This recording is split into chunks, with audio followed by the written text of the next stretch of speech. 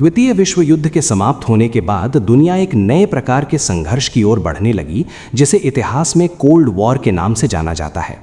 ये युद्ध पारंपरिक अर्थों में सैनिकों के बीच सीधे युद्ध के रूप में नहीं लड़ा गया, बल्कि राजनीतिक विचारधाराओं, सैन्य शक्ति, जासूसी और वैश्विक प्रभाव की प्रतिस्पर्धा के रूप में सामने आया। एक ओर पूंजीवादी व्यवस्था और लोकतंत्र का प्रतिनिधित्व करने वाला यूनाइटेड स्टेट्स था, जबकि दूसरी ओर साम्यवादी विचारधारा पर आधारित सोवियत यूनियन था। द्वितीय विश्व युद्ध के दौरान दोनों देश नाजी जर्मनी को हराने के लिए सहयोगी थे, लेकिन युद्ध समाप्त होते होते उनके बीच अविश्वास बढ़ने लगा। युद्ध के बाद यूरोप का बड़ा हिस्सा तबाह हो चुका था और कई देशों की अर्थव्यवस्था लगभग नष्ट हो गई थी। इस स्थिति में अमेरिका ने यूरोप के पुनर्निर्माण के लिए आर्थिक सहायता कार्यक्रम शुरू किया, जिसे मार्शल प्लान कहा गया, जिसका उद्देश्य युद्ध से तबाह देशों को आर्थिक रूप से स्थिर करना और साम्यवाद के फैलाव को रोकना था। दूसरी ओर सोवियत संघ ने पूर्वी यूरोप के कई देशों में साम्यवादी सरकारें स्थापित कर दीं और एक ऐसा क्षेत्रीय प्रभाव क्षेत्र तैयार किया जहां उसकी राजनीतिक और सैन्य पकड़ मजबूत थी। इस विभाजन के कारण यूरोप दो विचारधारात्मक ब्लॉकों में बंटने लगा, पश्चिमी यूरोप अमेरिका के प्रभाव में और पूर्वी यूरोप सोवियत संघ के नियंत्रण में।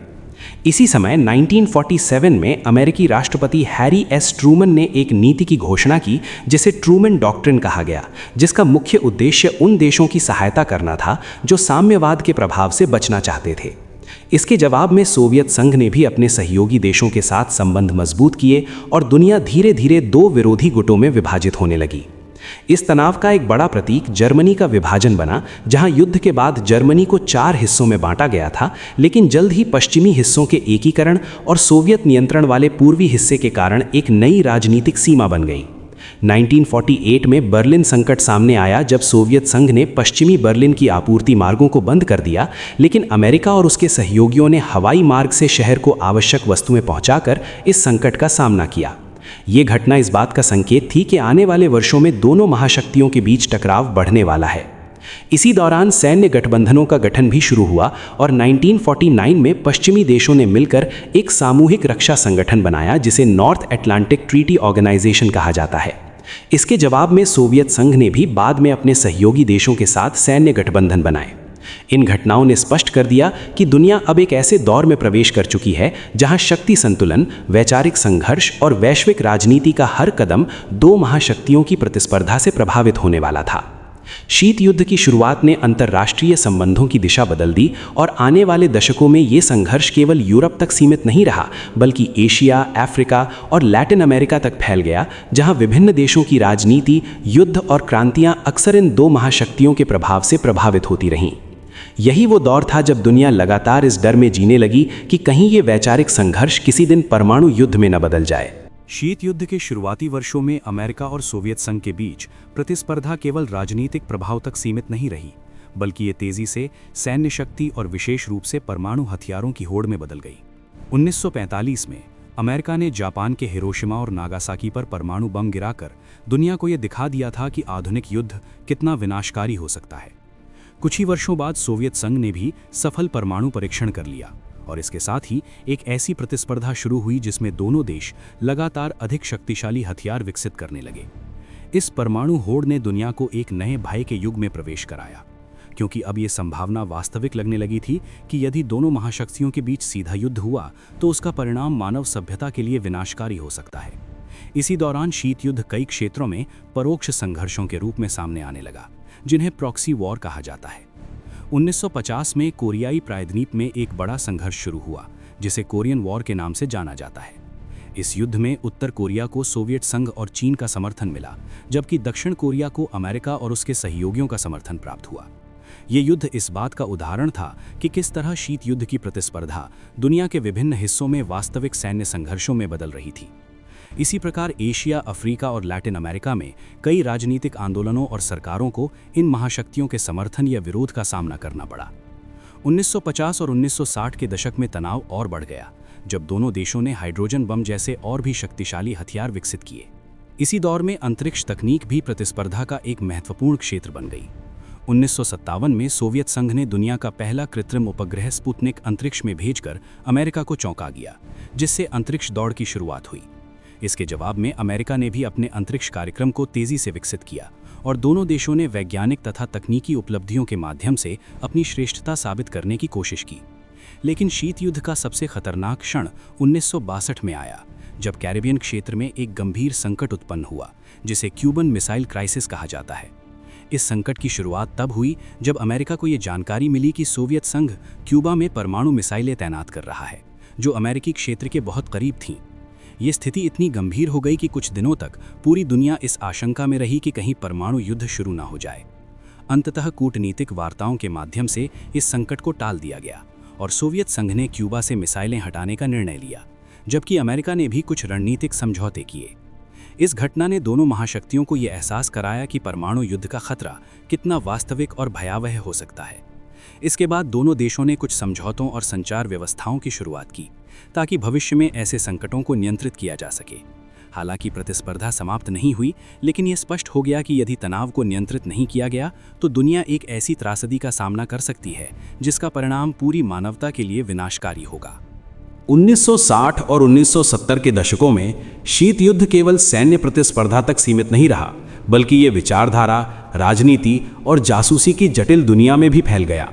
दोनों महाशक्तियां अपने अपने राजनीतिक मॉडल को दुनिया में फैलाने की कोशिश कर रही थीं, और इसी कारण कई देशों की आंतरिक राजनीति इस वैश्विक संघर्ष से प्रभावित हुई।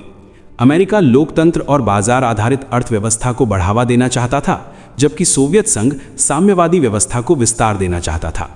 इस वैचारिक संघर्ष का एक प्रतीक जर्मनी की राजधानी बर्लिन बन गया, जहां 1961 में एक दीवार का निर्माण किया गया, जिसे बर्लिन वॉल कहा जाता है। ये दीवार पूर्वी और पश्चिमी जर्मनी के बीच विभाजन का प्रतीक बन गई और लगभग 3 दशकों तक शीत युद्ध की राजनीतिक सीमा का प्रतिनिधित्व करती रही।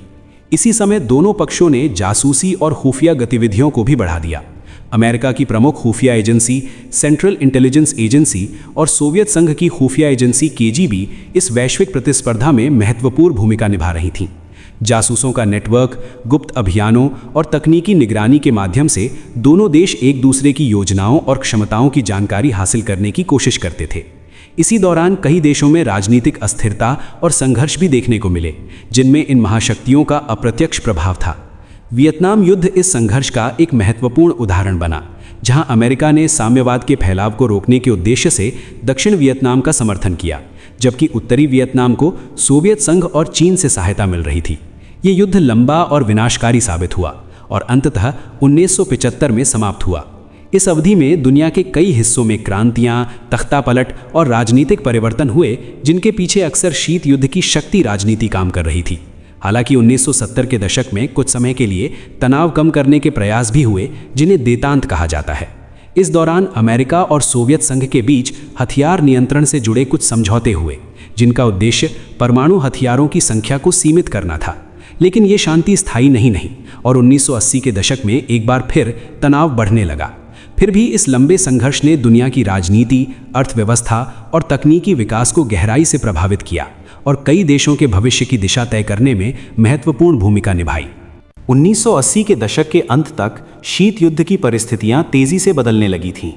सोवियत संघ आर्थिक कठिनाइयों, राजनीतिक दबाव और आंतरिक असंतोष से जूझ रहा था। इसी समय सोवियत नेतृत्व में परिवर्तन हुआ और 1985 में मिखाइल गोर्बाचेव सत्ता में आए।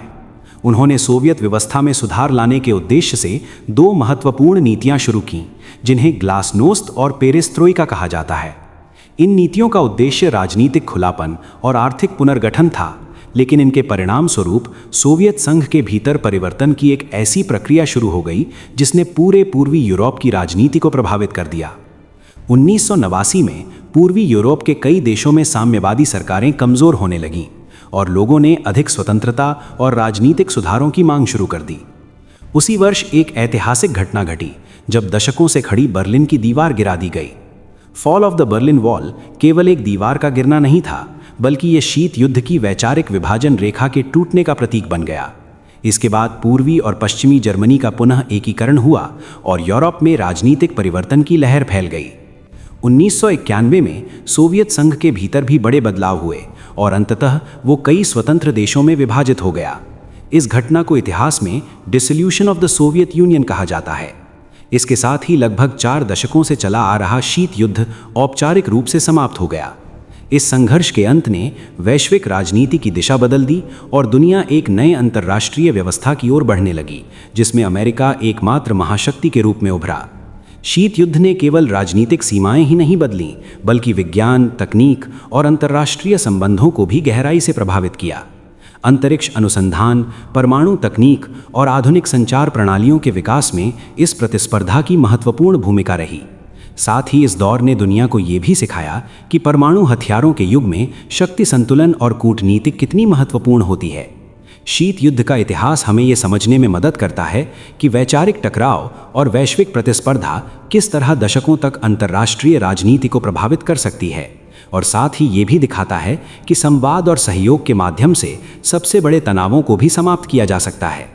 इस प्रकार शीत युद्ध केवल एक राजनीतिक संघर्ष नहीं था, बल्कि ये आधुनिक विश्व व्यवस्था के निर्माण की एक महत्वपूर्ण ऐतिहासिक प्रक्रिया भी था, जिसने आज की वैश्विक राजनीति की नींव तैयार की।